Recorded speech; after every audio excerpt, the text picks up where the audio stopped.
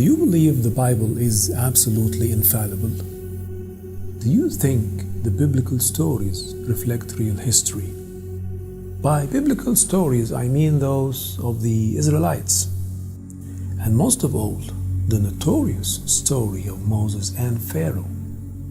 Since they were revered as a long line of fulfilled prophecies, every one of the Israelite stories depended on the next.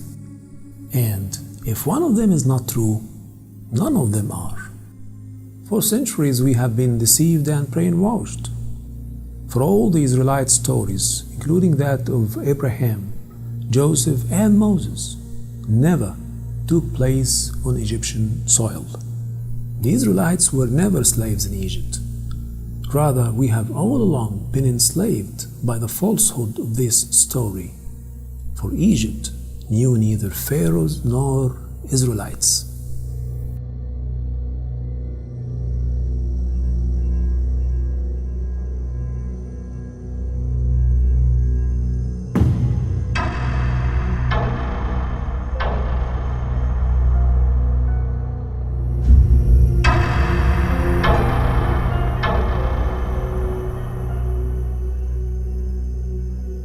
In this video and throughout a series of upcoming episodes, we are going to touch upon some of the points we bring forth in our best-selling book, Egypt Knew No Pharaohs Nor Israelites. If we want to dig deeper and get to the truth behind the Israelite stories, we should first look at the milieu of those stories.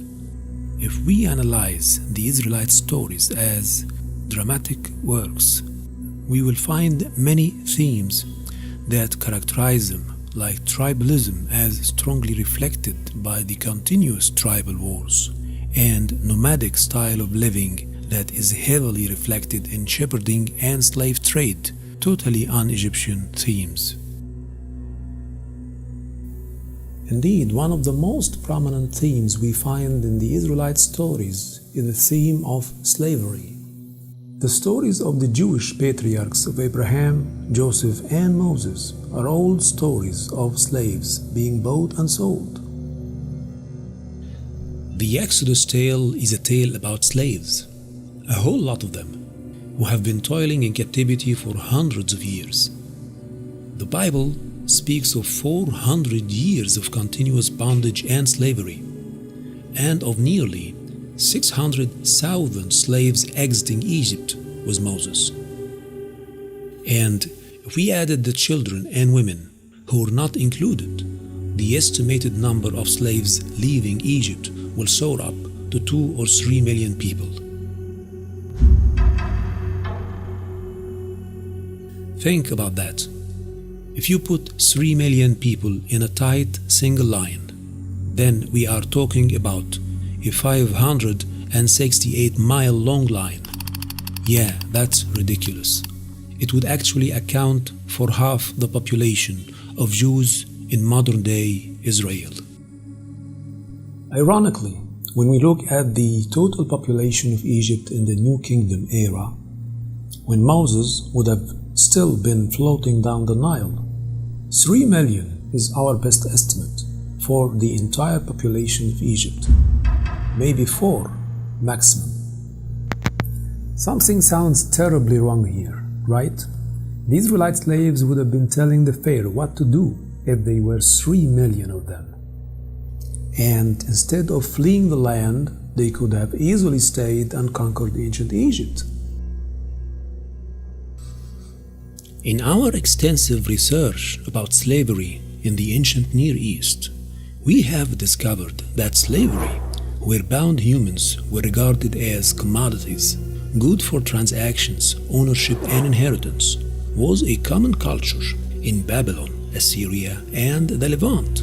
But most notably, the trade in slaves was all pervasive in ancient Arabia and Yemen. That's why both the Quran and Torah are packed with tons of stories about slaves and its trade.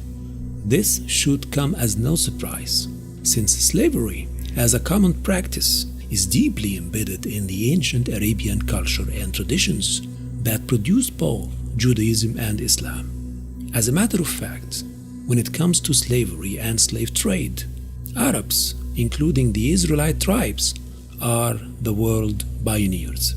They started this ugly business much earlier than the Portuguese and the Spanish.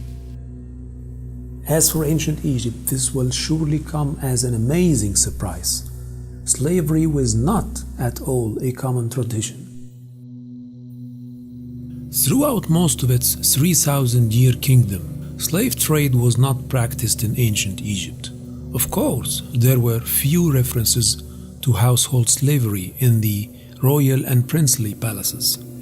But I mean this pervasive culture of trading bound humans as merchandise on public markets was definitely not an Egyptian accepted culture.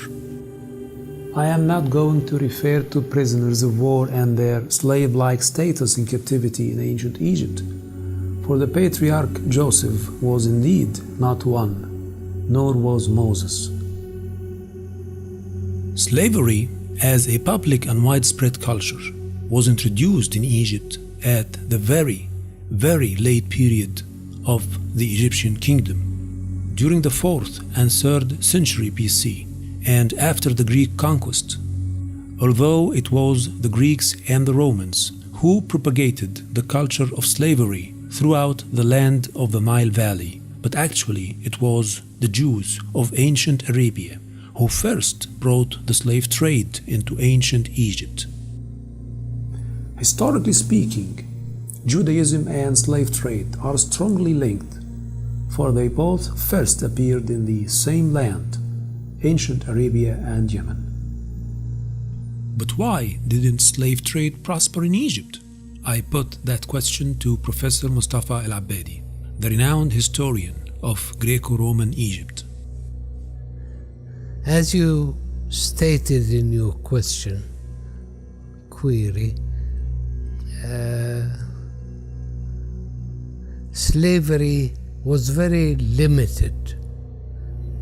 The use of slave labor was very limited in ancient Egypt because, for the simple reason, it was cheaper to deal with free labor.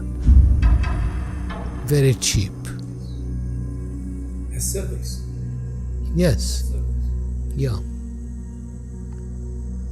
But that slavery existed. It did in the particularly later period of ancient Egyptian history. With the coming of the Greeks and followed by the Romans, these two communities were so used to slave labor. Slavery, as mentioned in the Bible, was only rampant in ancient Arabia, and it has even lingered well into the modern days of the 19th century. Till this very day, we will find lingering traces of the slavery culture in the Arabian Peninsula, and especially in Yemen, the homeland of the ancient Israelites, as further explained in our book. Slavery in Egypt is actually one of the biblical archaeologists' biggest disappointments. It's almost common knowledge now among Egyptologists that the pyramids, long thought to have been built by the crack of the whip, were actually built by paid labor. The culture of slave trade in the story of Joseph and Moses is so customary and established as the chicken trade that it's hilariously inconsistent with ancient Egyptian traditions. Egypt knew servants and cheap laborers, as the endless examples we present here from our research in the Cairo Museum.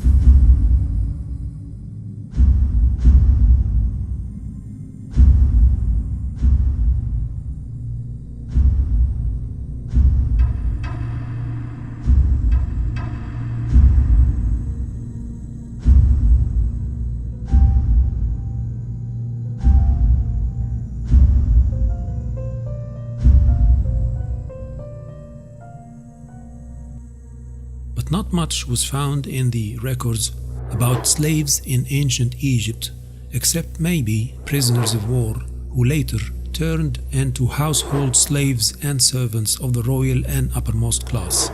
Most importantly, Egyptians were not familiar with having a marketplace for slave trade like the neighboring cultures of Arabia and Assyria. If ancient Egypt had no public markets for the trade of slaves, where they were bought and sold, then we have to wonder how on earth Joseph the Israelite patriarch was ever introduced and sold in ancient Egypt, as the story goes.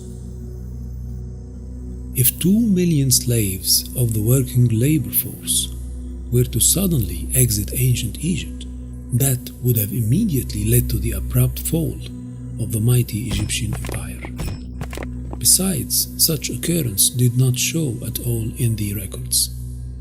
The demise of the Egyptian empire was gradual and over many centuries, and it took foreign invasion and conquest by the Persians and later on the Greeks and the Romans to actually bring the Egyptian kingdom to its final eclipse.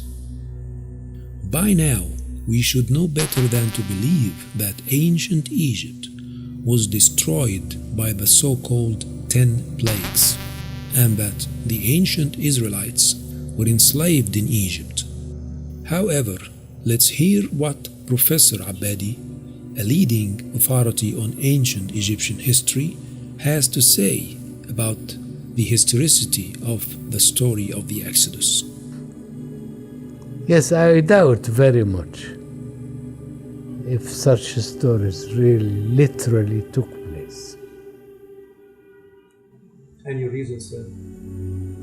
And your reasons for that doubt?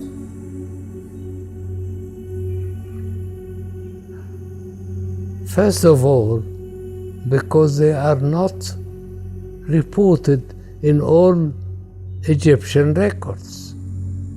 And the Egyptians were very careful about that history.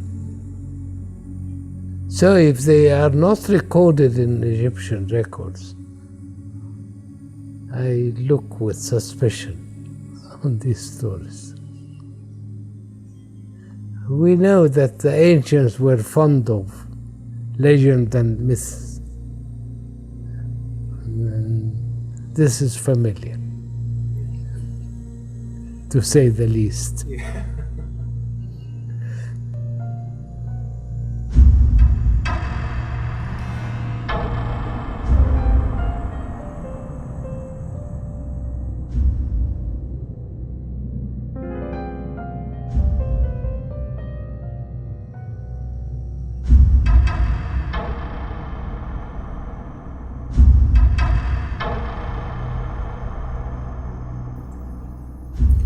Egypt's king and army were not defeated by Moses and his followers of slaves.